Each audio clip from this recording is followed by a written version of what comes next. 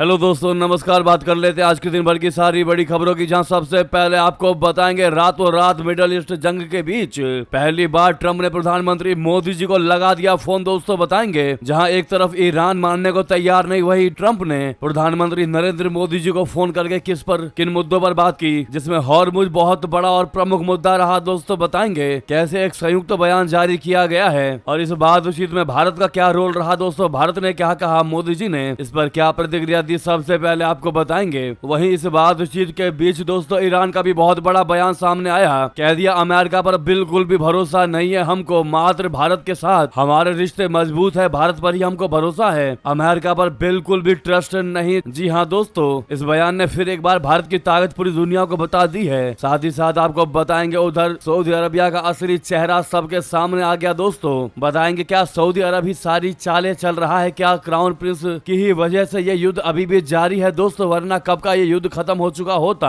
बताएंगे सऊदी को लेकर एक नया पोल खुल गया है, जिसने हर किसी को चौंका कर रख दिया है। दोस्तों पोल ये खुला है कि सऊदी नहीं चाहता कि ईरान पर वॉर रुके, और अगर वो ऐसा चाहता है कि ईरान को दहलाया जाए तो आखिर क्यों ऐसा चाह रहा है। दोस्तों आखिर वो क्या चाहता है ईरान से। इस खबर ने वाकई में दोस्तों फिर एक बार पूरी दुनिया में चर्चाओं का बाजार गर्म कर दिया। साथ ही साथ बताएंगे, अमेरिका ईरान जंग में बिचौलिया बनेगा पाकिस्तान। शहबाज शरीफ ने कह दिया, मैं करूंगा मेजबानी। जी हाँ दोस्तों, वार्ता की मेजबानी मैं करूंगा। बताएंगे, खुद का देश संभल नहीं रहा और चले ईरान अमेरिका इजराइल युद्ध शांत करवाने। दोस्तों आज एक से एक बेहतरीन से बेहतरीन जानकारी बताएंगे। बंगाल चुनाव से लेकर गैस सिलेंडर तक और गैस सिलेंडर से लेकर किसानों के लिए बड़ी राहत तक सारी जानकारियां बताने वाले हैं। बस आप वीडियो के अंत तक बेझिझक बने रहिएगा। दोस्तों साथ ही साथ अपने भारत देश का पुरजोर समर्थन करते हैं तो वीडियो को लाइक करके, इस चैनल को सब्सक्राइब करके, बेल आइकन दबा के कमेंट में जय हिंद अवश्य कह दीजिएगा। बात करते हैं पहली सबसे बड़ी खबर की, जहां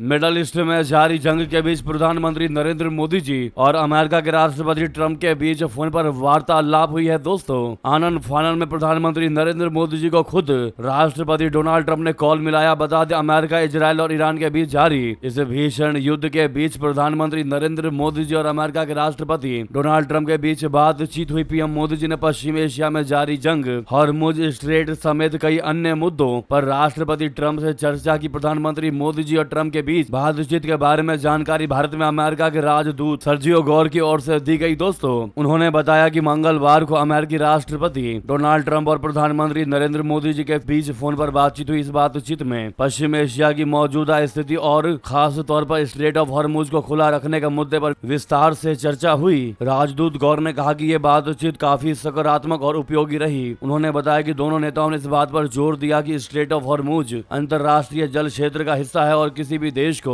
इसे बाधित करने या अपने कब्जे में लेने की कोशिश नहीं करनी चाहिए। अमेरिका का स्पष्ट मानना है कि ये मार्ग हर समय खुला और सुरक्षित रहना चाहिए ताकि दुनिया भर में ऊर्जा आपूर्ति प्रभावित न हो। उन्होंने आगे कहा कि इस जल मार्ग से तेल, गैस और अन्य ऊर्जा संसाधनों की आपूर्ति भारत ही नहीं बल्कि पूरी दुनिया के लिए बहुत ज्यादा जरूरी है। इसीलिए यह सुनिश्चित करना जरूरी है कि जहाज बिना किसी डर के यहाँ से गुजर सके और वैश्विक आपूर्ति श्रृंखला बाधित न हो। जी हाँ दोस्तों, वही प्रधानमंत्री नरेंद्र मोदी जी ने भी इस बातचीत की जानकारी दी। उन्होंने एक्स पर लिखा कि राष्ट्रपति ट्रंप का फोन आया था और पश्चिम एशिया की स्थिति पर विचारों का उपयोगी आदान प्रदान हुआ। भारत तनाव कम करने और जल्द से जल्द शांति बहाल करने का समर्थन करता है। ये सुनिश्चित करना कि हॉर्मुज जल डमरू मध्य खुला, सुरक्षित और सुलभ बना रहे पूरी दुनिया के लिए जरूरी है। हम शांति और स्थिरता की दिशा में किए जा रहे प्रयासों के संबंध में एक दूसरे के संपर्क में रहने पर सहमत हुए हैं।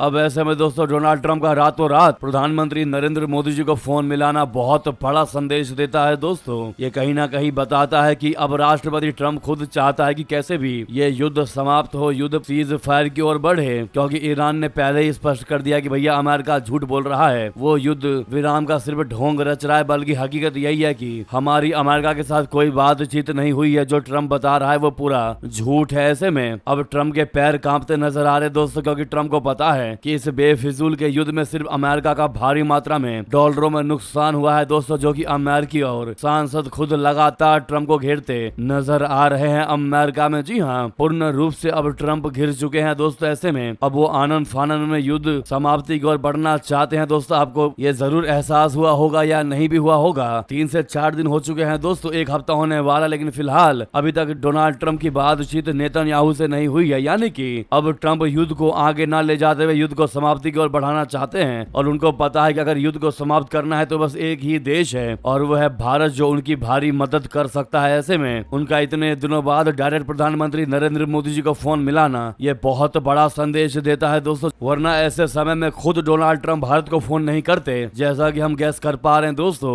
ये बहुत बड़ी बात है, बहुत किसी बड़े सॉल्यूशन पर पहुंचना चाहता है अमेरिका। आपको क्या लगता है लेकिन भारतीय प्रधानमंत्री मोदी जी को फोन मिलाने को लेकर? जो भी आपकी राय हो जरूर कमेंट करके बताएगा, लेकिन सामने लाइक का बटन है, अभी तक लाइक नहीं किया तो लाइक का बटन अवश्य दबा दीजिएगा दोस्तों। वहीं इस बातचीत के बाद दोस्तों ईरान की तरफ से भी बहुत बड़ा बयान सामने आया है, भारत को लेकर कह दिया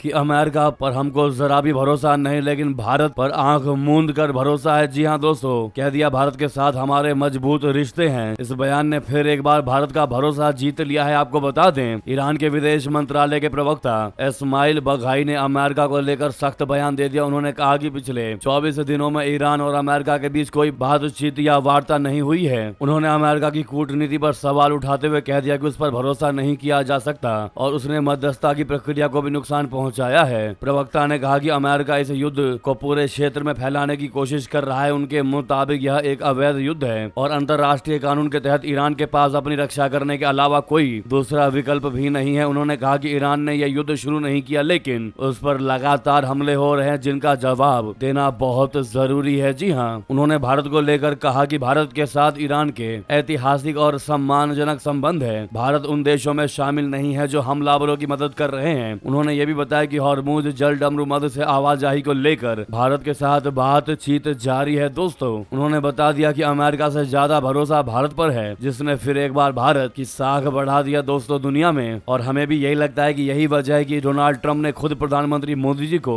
इसी भरोसे की वजह से कॉल भी किया कि भैया अब हम ईरान के साथ युद्ध विराम चाहते हैं, कृपया करके हमारी मदद करें। लेकिन वहीं अब जो हम आपको अगली खबर बताने वाले दोस्तों, जो आपकी आंखों को चौंधिया देंगी दोस्तों, पूरी दुनिया में जिस खबर ने तहलका मचा दिया है, आपको बता दें क्या सऊदी अरब ही सारी चालें चल रहा है? क्या अभी तक जितने भी अटैक हुए हैं सऊदी की वजह से ही हुए हैं? जी हाँ दोस्तों, हम ऐसा इसलिए कह रहे हैं क्योंकि खुद सऊदी ने डोनाल्ड ट्रंप से कहा है कि ईरान पर हमलों को जारी रखें। मौजूदा सरकार को किसी भी कीमत पर खत्म किया जाना चाहिए, चाहे उसके लिए हमले जितने भी करने पड़े अमेरिका करे, क्योंकि ईरान की करंट की सरकार खाड़ी देशों के लिए बहुत बड़ा खतरा है। आपको बता दें दोस्तों, सऊदी ने यह बयान देकर फिर एक बार अटकलों का बाजार गर्म कर दिया है। आपको बता दें, मध्य पूर्व में चल रहे युद्ध के चौथे सप्ताह में प्रवेश करते ही एक नई रिपोर्ट से पता चला है कि सऊदी अरब के क्राउन प्रिंस मोहम्मद बिन सलमान अमेरिकी राष्ट्रपति डोनाल्ड ट्रंप से ईरान के खिलाफ सैन्य अभियान जारी रखने का आग्रह कर रहे हैं। उन्होंने इस संघर्ष को क्षेत्र को नया आकार देने का एक महत्वपूर्ण अवसर बताया है। न्यूयॉर्क टाइम्स के मुताबिक सऊदी अरब के क्राउन प्रिंस ने ट्रंप के साथ हालिया बातचीत में ईरान पर लगातार दबाव बनाए रखने पर जोर दिया है। उन्होंने तर्क दिया है कि अमेरिका और इजराइल का मौजूदा सैन्य अभियान मध्य पूर्व को नया रूप देने का एक ऐतिहासिक अवसर प्रस्तुत करता है। उन्होंने ये बात स्पष्ट की है कि ईरान खाड़ी देशों के लिए दीर्घकालिक खतरा है और इस खतरे का समाधान केवल उसकी वर्तमान सरकार को हटाकर ही किया जा सकता है। साथ ही साथ सऊदी ने शर्त भी रख दिया है दोस्तों, कह दिया है जंग बेशक खत्म हो, लेकिन ईरान की मिसाइल ताकत खत्म होनी चाहिए। मिडल ईस्ट में जारी जंग के बीच सऊदी अरब ने साफ कर दिया है कि वो जंग खत्म होने से पहले ईरान की मिसाइल क्षमता को खत्म होते हुए देखना चाहता है और यही हमारी अमेरिका के साथ शर्त है। CNN की रिपोर्ट के मुताबिक सऊदी का मानना है कि जब तक ईरान की बैलिस्टिक और क्रूज मिसाइल क्षमता कमजोर नहीं होगी तब तक क्षेत्र में स्थायी शांति संभव नहीं होगी। सऊदी ने कहा है कि वो एक आक्रामक पड़ोसी के साथ बिल्कुल नहीं रह सकता, इसीलिए ईरान की सैन्य ताकत को सीमित करना बहुत जरूरी है। हालांकि दोस्तों, रियाद ने यह भी कहा है कि वो ईरान के नागरिक ढांचे या आम जनता को नुकसान पहुंचाने के बिल्कुल भी पक्ष में नहीं है। कहीं न कहीं सऊदी दोस्तों अमेरिका से ये कहना चाह रहा है कि हम ईरान में तख्ता पलट चाहते, हम चाहते हैं कि ईरान में जो खामनेई की सत्ता है उसको उखाड़ करके नई सत्ता बैठाई जाए और ईरान के मिसाइल सिस्टम को, मिसाइल रेंज को खत्म किया जाए ताकि वो किसी भी युद्ध में किसी भी समय पड़ोसी देशों पर ना अटैक कर पाए। जी हाँ दोस्तों, अब ऐसे में यही सबसे बड़े सवाल खड़े हो रहे हैं कि क्या सऊदी अरब ही है सारी वजह? क्या सऊदी की वजह से ही ये युद्ध छिड़ा है? क्या सऊदी अरब ही अमेरिका को भड़का रहा है? क्या है आपकी इस पर राय दोस्तों? आपको क्या लगता है? अवश्य कमेंट कीजिएगा। लेकिन वहीं आपको बता दें, उधर क्या अमेरिका ईरान जंग में बिचौलिया बनेगा पाकिस्तान? शहबाज शरीफ ने कहा, वार्ता की मेजबानी को है हम तैयार। अमेरिका और ईरान के बीच छिड़े युद्ध के बीच इस संघर्ष को समाप्त करने के लिए गुप्त वार्ताएं चल रही हैं और अब इसी बीच युद्ध में एक अप्रत्याशित बात हुई दोस्तों। जानकारी मिली है कि पाकिस्तान भी अब इस युद्ध के मैदान में उतर आया है। दरअसल अफगानिस्तान में तालिबान के साथ संघर्ष में उलझा पाकिस्तान खुद को खाड़ी देशों में चल रहे युद्ध में प्रमुख मध्य के रूप में स्थापित करने के लिए हर संभव प्रयास कर रहा है और उसने वार्ता के लिए इस्लामाबाद को स्थल के रूप में भी प्रस्तावित किया है। एपी की रिपोर्ट के अनुसार पाकिस्तान के प्रधानमंत्री ने कहा है कि उनका देश ईरान युद्ध को समाप्त करने के लिए सार्थक और निर्णायक वार्ता को सुगम बनाने के लिए तैयार है। खबरों की बात करें तो ईरान के खिलाफ जारी इस युद्ध में पाकिस्तान मध्यस्थ बनने के पीछे उसका कोई स्वार्थ नजर नहीं आ रहा है, बल्कि इस जल्दबाजी के पीछे उसकी राजनीतिक मजबूरियां और उसके अपने स्वार्थ हो सकते हैं। हो सकता है कि वैश्विक स्तर पर अपनी प्रासंगिकता बनाए रखने के लिए पाकिस्तान का यह हताश प्रयास हो। राष्ट्रपति डोनाल्ड ट्रंप द्वारा सोमवार को वॉशिंगटन और तेहरान के बीच चल रही वार्ता की घोषणा के बाद पाकिस्तान उन देशों में से एक है जो ईरान और संयुक्त राज्य अमेरिका के बीच राजनयिक वार्ता के लिए दबाव डाल रहा है। यानी कि दोस्तों, खुद का देश का बंटाधार हो रखा है, लेकिन वहीं ईरान युद्ध को समाप्त करवाएगा पाकिस्तान। कहीं बहुत बड़ा मजाक बनकर ना रह जाए शहबाज शरीफ, बिचौलिया के चक्कर में बेवकूफ ना बन जाए। क्या लगता है आपको दोस्तों, क्या वजह हो सकती है आपके अनुसार? आखिर क्यों पाकिस्तान इस बीच में बिचौलिया बनने का कर रहा है प्रयास? क्या भारत के साथ कंपटीशन करना चाहता है? क्या शहबाज शरीफ प्रधानमंत्री नरेंद्र मोदी जी के साथ कंपटीशन करना चाहता है? जो भी आपको लगता है अपनी राय सुझाव कमेंट में जरूर दीजिएगा। लेकिन अगर आप भी मानते हैं कि पाकिस्तान चाहकर भी भारत की बराबरी नहीं कर सकता तो सामने लाइक का बटन है दोस्तों, उस बटन को अवश्य दबा दीजिएगा अभी तक लाइक नहीं किया है तो, और कमेंट में मेरा भारत महान अवश्य कह दीजिएगा। बात करते हैं अगली खबर की, जहां वहीं HRW की रिपोर्ट से मच गया हड़कंप, जिसने लगा दिया ईरान पर गंभीर आरोप दोस्तों। कह दिया कि स्ट्रेट ऑफ हॉर्मुज में नागरिक जहाजों पर ईरान ने कर दिया बहुत बड़ा अटैक। दोस्तों, कितनी सच्चाई है इस दावे में आपको बता दें। हॉर्मुज स्ट्रेट को लेकर वैश्विक तनाव एक बार फिर चरम पर है। मानवाधिकार संगठन ह्यूमन राइट्स वॉच यानी HRW की ताजा रिपोर्ट में दावा किया गया है कि ईरानी बलों ने इस महीने 11 मार्च को कम से कम 2 नागरिक वाणिज्यिक जहाजों को जानबूझकर निशाना बनाया। रिपोर्ट के मुताबिक यह कार्रवाई अंतर्राष्ट्रीय मानवीय कानून के तहत युद्ध अपराध की श्रेणी में आ सकती है। HRW ने अपनी रिपोर्ट में कह दिया कि ह्यूमन राइट्स वॉच ने 11 मार्च को 2 वाणिज्यिक जहाजों सेप्सी विष्णु और मायूरी नारी को कथित रूप से जानबूझकर निशाना बनाए जाने का दस्तावेजीकरण किया है। ये जानकारी ईरानी अधिकारियों के बयानों, हमलों के बाद ऑनलाइन पोस्ट की गई तस्वीरों, वीडियो और IMO के आंकड़ों के आधार पर जुटाई गई है। उधर आपको बता दें, प्रधानमंत्री नरेंद्र मोदी जी ने श्रीलंका के राष्ट्रपति को भी लगाया फोन। पश्चिम एशिया में संकट को लेकर उनके साथ भी की अहम चर्चा। दोस्तों, क्या बातें हुई बता दें। पश्चिम एशिया में चल रहे संकट के बीच प्रधानमंत्री नरेंद्र मोदी जी ने मंगलवार श्रीलंका के राष्ट्रपति अनुरा कुमारा दिसानायके से फोन पर बातचीत की। दोनों नेताओं के बीच पश्चिम एशिया में ताजा हालात से लेकर वैश्विक ऊर्जा सुरक्षा पर चर्चा हुई। दोनों नेताओं ने घनिष्ठ और विश्वसनीय साझेदार के रूप में साझा चुनौतियों का सामना करने के लिए मिलकर काम करने की अपनी प्रतिबद्धता की पुष्टि की। मोदी जी ने एक्स पर लिखते हुए कहा कि श्रीलंका के राष्ट्रपति अनुरा कुमारा दिसानायके से बातचीत की और अपने और पश्चिम एशिया में उभरती स्थिति पर चर्चा की, जिसमें वैश्विक ऊर्जा सुरक्षा को प्रभावित करने वाली बाधाओं पर विशेष ध्यान दिया गया। हमने भारत श्रीलंका ऊर्जा सहयोग को मजबूत करने और क्षेत्रीय सुरक्षा को बढ़ाने के उद्देश्य से की गई प्रमुख पहलों पर हुई प्रगति की समीक्षा की। जैसा कि आप नरेंद्र मोदी जी का ये ट्वीट सामने देख पा रहे हैं दोस्तों, तो उधर आपको बता दें, खाड़ी में अलग थलग पड़ा ईरान, लेबनान ने राजदूत को निकाला, बना ऐसा तीसरा देश। बता दें, मिडिल ईस्ट में चल रहे संघर्ष के बीच संबंधों के तेजी से बिगड़ने के संकेत, स्पष्ट संकेत में लेबनान ने ईरान के राजदूत निर्देशित मोहम्मद रेजा शिबानी को परजोना नॉन ग्राटा घोषित कर दिया है और उन्हें 29 मार्च तक देश छोड़ने का आदेश दे दिया है। विदेश मंत्रालय ने बताया कि विदेश मंत्री यूसुफ रागी ने ईरान के प्रभारी दूत तौफीक समादी खोशको को तलब कर इस फैसले की औपचारिक सूचना घोषणा दी। साथ ही लेबनान ने ईरान द्वारा राजनयिक मानदंडों और दोनों देशों के बीच स्थापित प्रथाओं के उल्लंघन का हवाला देते हुए अपने राजदूत को परामर्श के लिए तेहरान वापस बुला लिया है। दोस्तों, ये कदम ऐसे वक्त में उठाया गया है जब इजराइल, ईरान और ईरान समर्थित हिजबुल्लाह के बीच झड़पों ने लेबनान को गंभीर अस्थिरता की स्थिति में धकेल दिया है। लेबनानी अधिकारियों का आरोप है कि हिजबुल्लाह और ईरान के समर्थन से चल रहे नेटवर्क देश को पतन की ओर ले जा रहे हैं। तो वहीं आपको बता दें, क्या अमेरिका से पनडुब्बी युद्ध की तैयारी में है चाइना। 3 महासागरों में समुद्री सतह की मैपिंग करने लगा। बता दें, इस जानकारी ने हर किसी को चौंका रखा है। दोस्तों, चाइना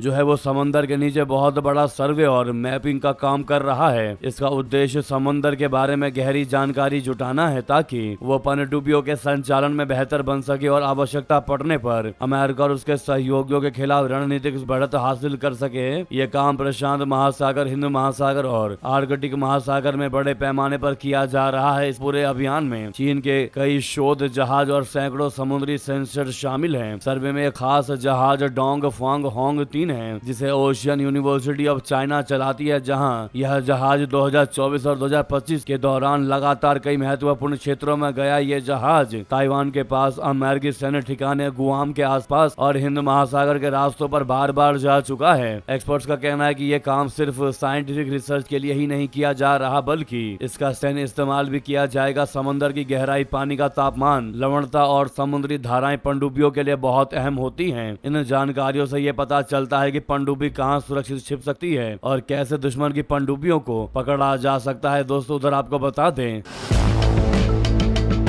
रूस ने ऑफर किया भारत को 2 सीटों वाला सुखोई 57, उड़ाएगा दुश्मन के होश। जी हां, ड्रोन कंट्रोल करने की ताकत से होगा ये लैस। दोस्तों, रशिया ने भारत को पूरी टेक्नोलॉजी ट्रांसफर के साथ 2 सीटों वाला सुखोई 57 देने का प्रस्ताव दिया है। ऐसा माना यह जा रहा है कि रशिया का यह stealth fighter jet deal Indo Pacific की हवाई ताकत का संतुलन बदल सकती है। 2 सीटों वाला सुखोई 57 मानव रहित टीमिंग के लिए कॉन्फ़िगर किया गया है। इसका मतलब ये है कि 2 सीटों वाला सुखोई 57 युद्ध क्षेत्र में ड्रोन को भी कंट्रोल कर सकेगा, जिससे न केवल टोही क्षमता बढ़ेगी बल्कि हमला करने की ताकत में भी इजाफा होगा। जी हां, रशिया ने इस डील में बिना किसी रोक टोक के टेक्नोलॉजी ट्रांसफर का भी वादा किया है। रूस के इस ऑफर का मकसद 5वीं पीढ़ी के विमानों की बढ़ती प्रतिस्पर्धा के बीच भारत को अपने बड़े रक्षा साझेदार के तौर पर स्थापित करना है। दोस्तों, डिफेंस सिक्योरिटी एशिया की रिपोर्ट के मुताबिक रशिया ने यह प्रस्ताव विंग्स इंडिया 2026 के दौरान पेश किया है। रशिया का दावा है कि 2 सीटों वाले सुखोई 57 को ऐसे कॉन्फ़िगर किया गया है कि ये युद्ध क्षेत्र में स्वार्म ड्रोन को नियंत्रित कर सकता है। इसके अलावा इस विमान में स्वदेशी हथियारों को भी इंटीग्रेट करने के अलावा स्थानीय तौर पर निर्माण भी किया जा सकेगा। दोस्तों, क्या कहते हैं आप लोग? क्या भारत को इस ऑफर को एक्सेप्ट कर लेना चाहिए? क्या भारत को ये सुखोई 57 डबल सीटर खरीद लेना चाहिए? आपकी इस पर जो भी निजी राय हो अवश्य कमेंट करके बताइएगा। साथ ही साथ आपको बता दें,